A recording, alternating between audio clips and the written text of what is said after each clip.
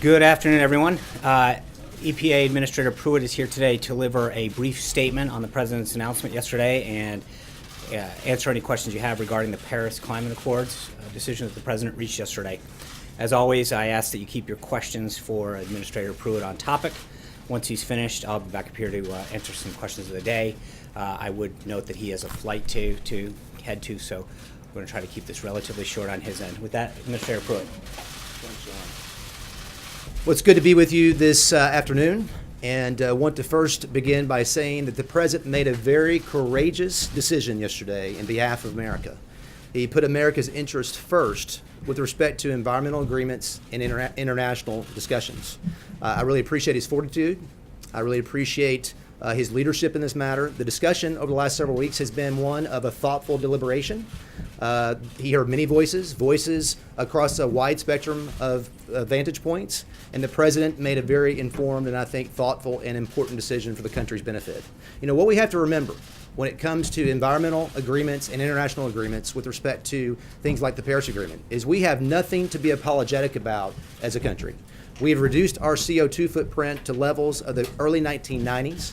In fact, from 2000 to 2014, we reduced our carbon footprint by up over 18%. And that's been largely accomplished through innovation and technology, not government mandate. So when we look at issues like this, we are leading with action and not words. I also want to say that exiting Paris does not mean disengagement. In fact, the President said yesterday that Paris represents a bad deal for this country. It doesn't mean that we're not going to continue the discussion. To export our innovation, to export our technology to the rest of the world, to demonstrate how we do it better here is, I think, a very important message to send.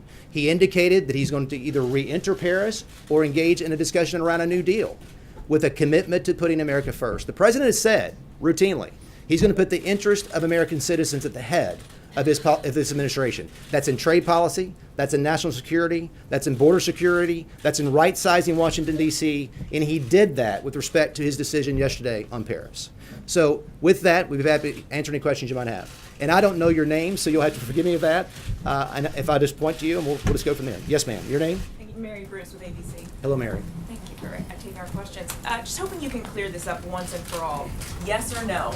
Does the President believe that climate change is real and a threat to the United States? You know what's interesting about all the discussions we had through the last several weeks have been focused on one singular issue. Is Paris good or not for this country? That's the discussions I've had with the President. So that's been my focus. The focus remained on whether Paris put us at a disadvantage, and in fact, it did. It put us at an economic disadvantage. You may not know this, but Paris, it set targets of 26 to 28%. With the entire agenda of the previous administration, we still fell 40% short of those targets. It was a failed deal to begin with, and even if all of the targets were met by all nations across the globe, it only reduced the temperature by less than 0.2 of 1 degree. So that is something that the President focused upon with respect to how it impacted us economically and whether there were good environmental objectives that were achieved as a result of Paris. His decision was no, and that was the extent of our discussions. Yes, ma'am. Yes, ma'am. Yes or no? Yes, ma'am. 0.2 of 1% statistic that you're citing, the MIT scientists who helped with that report say that Trump, quote, badly misunderstood the findings of that report, and that, in fact, if we take no action, temperatures could rise a devastating 5 percentage points. So specifically, what other science? There were other studies that were published. Rely on. There were other studies published at the time. The MIT study was something that, as you indicated, showed 0.2 of 1 degree. They didn't have a corner on the market as far as the studies at that time. There were many at that point. We can provide those to you. What's clear about Paris, what's clear, is if you go back and look at the criticism that was being levied against the Paris Agreement, it wasn't just from folks in this country who wanted it to be ratified or were critical of the processes. The environmental left was very critical of Paris. In fact, James Hansen is an individual who said at the time it was a fake and a fraud, and the general counsel of the Sierra Club said the same thing. So if you go back and read the media accounts, there was much criticism, largely because it did not hold nations like China and India accountable. As you know, China did not have to take any steps of compliance until 2030. India had no obligations until $2.5 trillion of aid were provided. And Russia, when they set their targets, they set 1990 as their baseline, which allowed them to continue emitting more CO2. In this country, we had to have a 26 to 28% reduction in greenhouse gases, which represented the Clean Power Plan and the entire climate action agenda of the past administration. Yes, sir. Sir, I'd like to go back to the first question that was asked that you didn't answer. Does the president believe today that climate change is a hoax? That's something, of course, he said in the campaign. When the pool was up in the Oval Office with him a couple days ago, he refused to answer. So I'm wondering if you can speak for him. You know, I did answer the question because I said the discussions the president and I have had over the last several weeks have been focused on one key issue. Is Paris good or bad for this country? The president and I focused our attentions there. He determined that it was bad for this country. It hurt us economically. It didn't achieve good environmental outcomes, and he made the decision to reject the Paris deal. Yes, yes, right there. Yes, sir. Thank you. Given the fact that you and other administration officials haven't been able to outline the president's views on climate change, why should other countries believe that the president wants to negotiate a new deal in good faith? As I indicated in my comments yesterday, and the president emphasized in his speech, this administration and the country as a whole, we have taken significant steps to reduce our CO2 footprint to levels of the pre-1990s. What you won't hear, how did we achieve that? Largely because of technology, hydraulic fracturing, and horizontal drilling that has allowed a conversion to natural gas and the generation of electricity. You won't hear that from the environmental left. And so we need to export clean coal technology. We need to export the technology in natural gas to those around the globe, India and China, and help them learn from us on what we've done to achieve good outcomes. We've led with action, not words. Paris at its core was a bunch of words committed to very, very minimal environmental benefits and cost this country a substantial amount of money and put us at an economic disadvantage. Yes, sir. Yes, sir. Does the president believe that, or does the administration believe that any additional deal on carbon emissions, whether it's Paris or a subsequent deal, needs to I'm sorry, I missed the first part of your question. Can you? Does the administration believe that any deal, whether it's a revised Paris agreement or another carbon emissions deal, needs congressional approval, either as a treaty or some other form? Well, I think it's clear with respect to the Paris agreement that there are concerns by the administration. The president expressed this constitutionally in his speech yesterday. I have similar concerns that it should have been submitted to the U.S. Senate for ratification. I think it depends on the nature of the deal, what you actually negotiate. If we're talking about exporting innovation and technology to the rest of the globe, I would say not. I would say that that's not something that needs to be submitted to the U.S. Senate. I would say, however, that if you're setting targets, if you're setting emission targets that are enforceable domestically through regulation or statute, then very much so, the voice of American citizens across the country needs to be heard through the ratification process. Yes, sir. Yes, sir. Thank you. Obviously, a lot of people from the White House are not willing to answer this question of what the president's view is on climate change. So let's talk about your personal views. In March, you said there's tremendous disagreement about the degree of human impact, and you would not agree that it's a primary contributor to global warming. Would you agree that human activity contributes at all to global warming? I don't know if you guys caught my confirmation process or not, but it's a very intense process, by the way. But that confirmation process, I indicated that in fact global warming is occurring, that human activity contributes to it in some manner. Measuring with precision, from my perspective, the degree of human contribution is very challenging, but it still begs the question, what do we do about it? Does it pose an existential threat, as some say? You know, people have called me a climate skeptic or a climate denier. I don't know what it means to deny the climate. I would say that there are climate exaggerators. In fact, many of you, I don't know if you saw this article or not, but The Climate of Complete Certainty by Bret Stephens that was in the New York Times talked about, and I'll just read a quote because I think it's a very important quote from this article.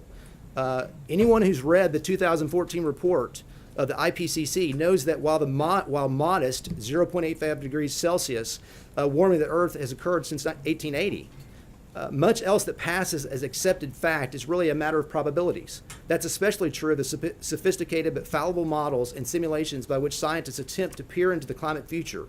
To say this isn't to deny science isn't to acknowledge it honestly. And I think that, look, the debate, what the American people deserve,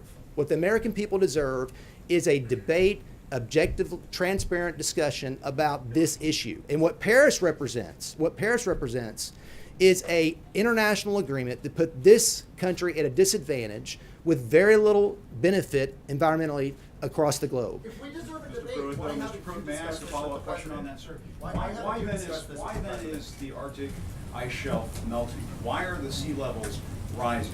Why are the hottest temperatures in the last decade, essentially the hottest temperatures that we've seen on record? We've since actually been in a record-taking hiatus has since the late 1990s. But, as you know. sir, so there's, when NASA says that 95% of the experts in this area around the world believe that the Earth is warming, and you are up there throwing out information that says, well, maybe this is being exaggerated and so forth, and you're talking about climate exaggerators, it just seems to a lot of people around the world that you and the president are just denying the reality. And the reality of the situation is that climate change is happening, and it is a significant threat to the planet. Let me say this, and I've said it in the confirmation process, and I said it Especially yesterday. for sure, right, No, about let the me Arctic finish. ice and There the is- sea there- levels and. we have done a tremendous amount as a country to achieve reductions in CO2. And we have done that through technology and innovation. We will continue to do that. We will continue to stay engaged. We are a part, as you know, of the UNFCCC. And that process encourages voices by subnational groups and by countries across the globe. And we are going to stay engaged and try to work through agreements and achieve outcomes that put America's interest first. This is not a message to anyone in the world that America is should be apologetic of its CO2 position. We are actually making tremendous advances. We're just not going to agree to frameworks and agreements that put us at an economic disadvantage and hurt citizens across this country. Yes, sir. Are they worried, though, that you're putting your head Yes, in the sir. sand, though, Mr. Pruitt? Are they a little worried that you're putting your head in the sand? Well, there's no evidence of that. Yes, sir. Thank you, Mr. Administrator. Your fellow Sooner Senator Inhofe said that while he has full confidence in the president in this, he is very nervous about lower-level career government employees in the EPA and the State Department in actually executing what's needed to exit the Paris Climate Accord. As the administrator of EPA, what do you say to your own senator? What's important to know is that the president said unequivocally yesterday that the targets set in Paris, the 26 to 28% targets, are not enforceable and are not going to be complied with. The Green Climate Fund, where the United States committed $3 billion of initial funding, is not going to continue. That is unequivocally the case, and that's going to be immediate. Now, there are discussions that are ongoing with the Justice Department on the steps that we'll be taking to execute the withdrawal and the exit. That's something that's going to be happening over the next several weeks. But as far as the targets are concerned, as far as the Green Climate Fund, that is immediate, and it's something that's clear. Yes, ma'am. Thank you. European leaders have made it very clear. I'm sorry? European leaders have Okay. made it very clear the deal can't be renegotiated. So how does the president renegotiate a deal when the other parties aren't willing to come to the table? Well, as he indicated, whether it's part of the Paris framework or a new deal, it's either approach. But a new deal with whom if they're not going to sit down at the table with them? Well, that's up to them, right? I mean, what America, the United States has a seat at the table. After all, we're the United States, and we are leading with respect to CO2 reduction. We have made tremendous progress. If nations around the globe want to seek to learn from us on what we're doing to reduce our CO2 footprint, we're going to share that with them, and that's something that should occur and will occur in the future. And we will reach out and reciprocate with nations who seek to achieve that. And just a quick follow-up. You're the EPA administrator. Shouldn't you be able to tell the American people whether or not the president still believes that climate change is a hoax? Where does he stand? As I indicated several times through the process, there's enough to deal with respect to the Paris Agreement and making an informed decision about this important issue. That's what our focus has been over the last several weeks. I've answered the question a couple times. Yes, sir. Yes, sir. This gentleman right here. Yes, this gentleman right here. This gentleman right here. Yes. Thank you. Isn't it of concern that the United States has broken a promise to 190 countries, and the president did not address that particular point? And second, you've several times raised that the lowering of CO2 levels. Isn't the reason for lower CO2 levels because of blocking the smokestack spews that now are not allowed, the kind of regulations that the administration is now opposing? As I indicated, largely, we have reduced our CO2 footprint through innovation and technology, not the least of which is hydraulic fracturing and horizontal drilling. Now, the first part of your question, I forget?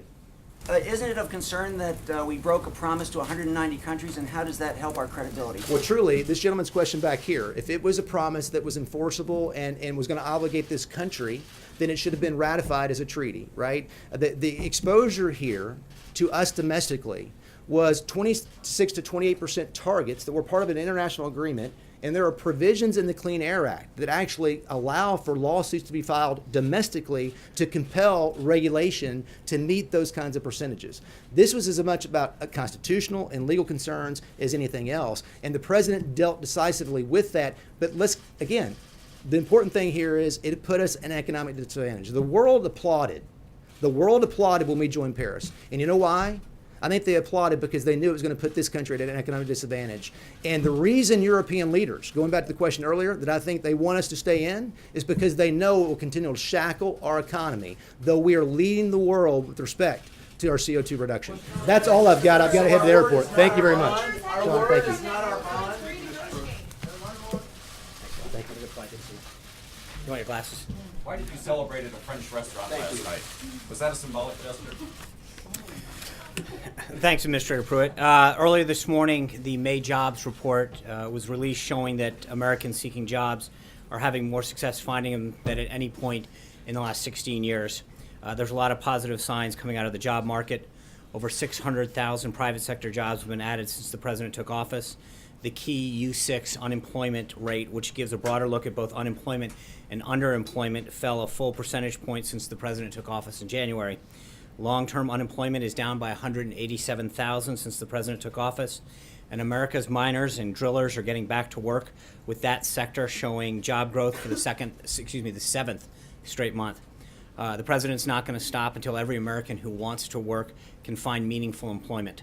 That's why we're working tirelessly on policies that will keep the economy growing, with a tax plan that will leave more money in the pockets of hardworking Americans and making it easier for businesses to thrive, an infrastructure initiative that will generate $1 trillion of investment and put Americans back to work, rebuilding our nation's crumbling roads and bridges, repealing and replacing the job-killing Obamacare with a system that encourages competition and drives prices down, and a systematic regulatory reform to reduce unnecessary burdens on manufacturing and other key industries, aiming for the most far-reaching rollback since the Reagan years. You can expect the president to be focusing even more on jobs this month and holding events in Washington and outside, pushing his pro-growth, pro-jobs agenda. Later this afternoon, the president's going to be signing two bills that were both passed with bipartisan support that help protect those who protect us, our nation's veterans and public safety officers. First, the Public Safety Officers Benefit Improvement Act of 2017, which was co-sponsored by Senate Judiciary Committee Chairman Chuck Grassley of Iowa and Senator Kristen Gillibrand of New York. It was unanimously passed by the Senate last month. It will reduce the unacceptable backlog of families awaiting approval of survivor benefits and public safety officers that were killed in the line of duty. The second is the American Law Enforcement Heroes Act, which is co-sponsored by Senator John Cornyn and Senator Amy Klobuchar, which also unanimously passed the Senate and assists state and local law enforcement in adding veterans to their forces by prioritizing the Department of Justice funding to law enforcement agencies that is used to hire veterans. It's critical that we support our veterans and the loved ones of those who have paid the ultimate price while protecting our communities. The president's glad to be signing these important bills today, and there'll be a pool spray at the top of that shortly. Also in Washington today, Education Secretary Betsy DeVos visited the Eagle Public Charter School this morning to show the administration's support for inclusive school environments and celebrate the launch of the Department of Education's new Individual with Disabilities Act effort. At the State Department, Secretary Tillerson met this morning with Foreign Minister of Brazil and is departing for Sydney, Australia this afternoon, where he will join Defense Secretary Mattis to participate in the 2017 Australia-United States ministerial consultations. Prior to his arrival in Australia, Secretary Mattis will attend the Shangri-La Dialogue in Singapore, where he will deliver remarks and meet with regional allies and counterparts to discuss security issues. With that, I'd be glad to take a few questions. Kevin. Thanks, Sean. I want to ask about the push for the travel ban to the U.S. Supreme Court. Is it fair to say that one of the reasons that the president wants to keep this going is obviously now we have a full court impaneled, but also because it gives the White House perhaps a chance to build on some momentum, especially if you look back at yesterday, it would appear that his base was very pleased with what the president decided to do. Is that part of the calculus? And I'd also like to ask as a follow about the XL pipeline. Can you give us an update on what's happening with that in terms of jobs and development? Yeah. I think that what we've said with respect to the executive order in question has been fairly consistent since its implementation and in the first court action. So last night we asked the Supreme Court to hear this important case and are confident that the president's executive order is well within his lawful authority to keep the nation safe and protect our communities from terrorism. The president's not required to admit people from countries that sponsor or shelter terrorism, and until he determines that they are properly vetted and do not pose a threat or risk to the United States. It's pretty consistent with what we've talked about. I don't have an update on, are you talking about in terms of production for Keystone? I don't have that at this time. Zeke? Thanks, Sean. You were asked earlier this week about the president's personal views on climate change and whether or not he believes it's a hoax. You said you hadn't had a chance to have that conversation with him. Now it's been 48, 72 hours. What does the president actually believe about climate change? Does he still believe it's a hoax? Could you clarify that, since apparently nobody else in the White House can? Yeah, I have not had an opportunity to have that discussion. Don't the American people deserve to know what the president believes on such I an think important that issue? Administrator Pruitt pointed out that what the president is focused on is making sure that we have clean water, clean air, and making sure that we have the best deal for the American workers. Blake. Sure. Sorry. No worries. Quick question for you on related to the Paris Climate Agreement. Why does the president feel it's important to continue to reduce carbon emissions and export clean energy technology? I think he understands the importance of clean air, clean water, as I just mentioned, and a healthy environment, but also doing so in a way that provides the American workers and our economy a way to grow. But obviously, as Administrator Pruitt pointed out, that we've got a lot of technology that we can export to other countries and help them. Just a quick question as it relates to climate change. A very simple definition of climate change is a change in the Earth's weather patterns. The EPA administrator said today that he does feel there is some value to the studies that say that the Earth is warming somewhat. Does the president share the EPA administrator's thoughts on this topic? And why has the administration sort of backed away from using the words climate change? I have not, as I mentioned to Zeke, I have not had an opportunity to specifically talk to the president about that. Amen. Thanks, Sean. Yesterday, the president painted a pretty dire economic picture if the United States were to stay in the Paris Accord, saying it would be disastrous for the U.S. economy. And yet, dozens of the top CEOs of American corporations lobbied the president in order to stay in the Paris Accords. Why would the president argue that this is bad for the economy if all of those CEOs are saying, you know what, we need to do this? Is the president right about the economic forecast and all those private sector leaders wrong? I think the president took input from a lot of individuals, and there were other sectors that were very concerned about the implementation of it. And frankly, I think there were some companies and some organizations that are among those that you mentioned that while they maybe wanted to stay in, also expressed concern about the target levels. But at the end of the day, the president's number one priority is to get the best deal for the American people. This is who they elected last year. This was, I think, one of the things that we've got to remember is that the president was very clear on the campaign trail about his position on this, but he was also clear that he was going to negotiate the best deal for the American people. And if you look at all of the deals that we have, whether the trade deals or Paris, the president's made it very clear that he's committed to getting the best deal for America, America's workers, America's manufacturers. Is Johnson going to replace Elon Musk and Bob Iger on the president's advisory council? I don't know at this point. Jim. Thank you, Sean. The president's critics are claiming that the, pulling out of the accord will lift China as a global leader. Do you agree with that sentiment? What does the White House have to say about that? Well, I think part of the reason that the president said it was a bad deal yesterday is because countries, including China, were not making substantial progress in reducing their carbon footprint. They weren't doing enough, and America was carrying the load. So I think by negotiating a better deal, hopefully we can get a better result for our country and the world. John. Thank you, Sean. yesterday, President Macron of France delivered a sharply worded speech in English attacking the president on the climate change decision, saying it is bad for all of our children, and he specifically called on scientists to come and move to France. What's the president's response to President Macron? I think that the president has made it clear since day one that his job is to protect the interest of this country and our citizens. As he said yesterday, he was elected to represent Pittsburgh, not Paris. Hunter. Thank you, Sean.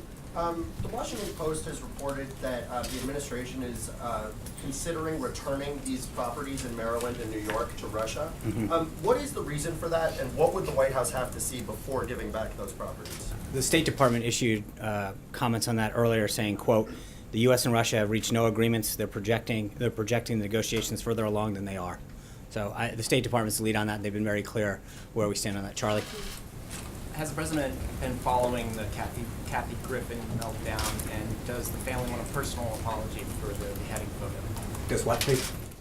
Does the family want a personal apology from Kathy Griffin after the beheading photo? Yeah, the president, the first lady, and the Secret Service have all made it very clear their view on those thoughts. Steve?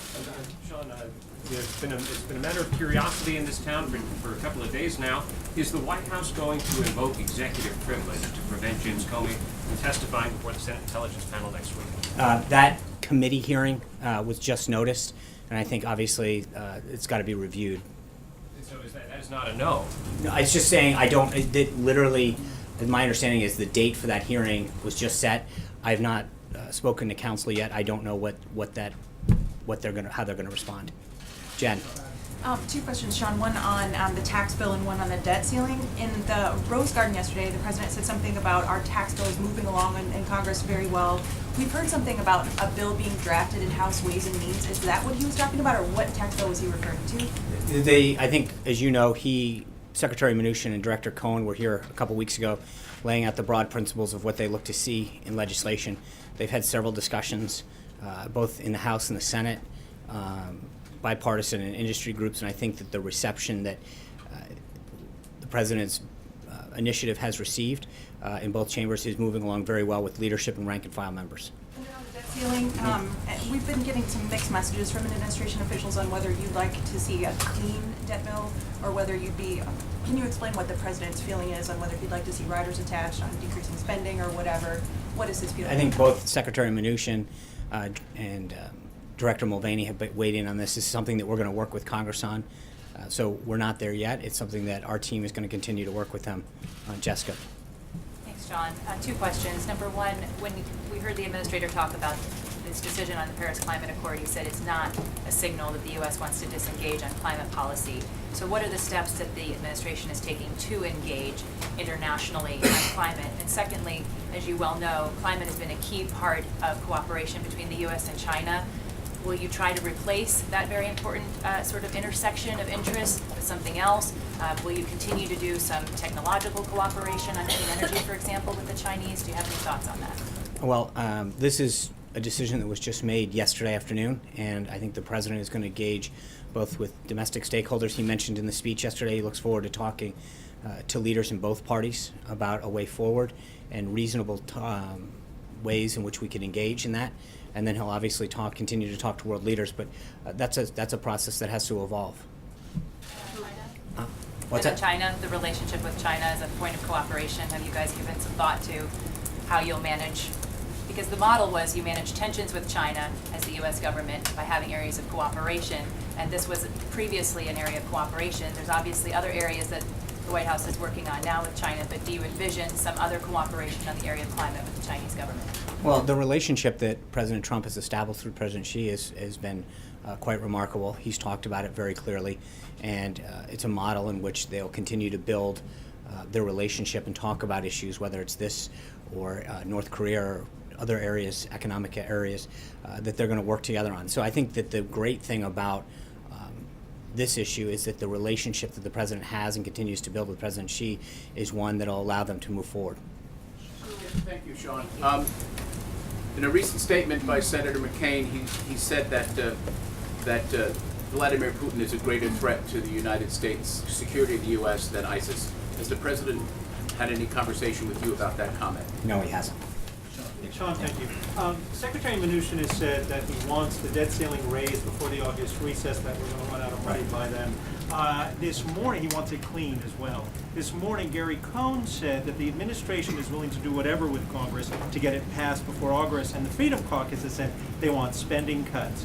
So what does this look like? It doesn't sound as if the Treasury Secretary is going to get a clean bill. What's the administration willing to take as far as spending cuts to get the debt ceiling raised? I mean, I think that was the nature of what Jen was asking, and I think that is a conversation that our team is going to have with congressional leaders and other stakeholders, Freedom Caucus and other members, about what it's going to take. I think there's bipartisan recognition that we need to get that done, and so Secretary Mnuchin, Director Cohn, Director Mulvaney, and other members of the team will continue to work with congressional leaders to figure out what it takes to get it done.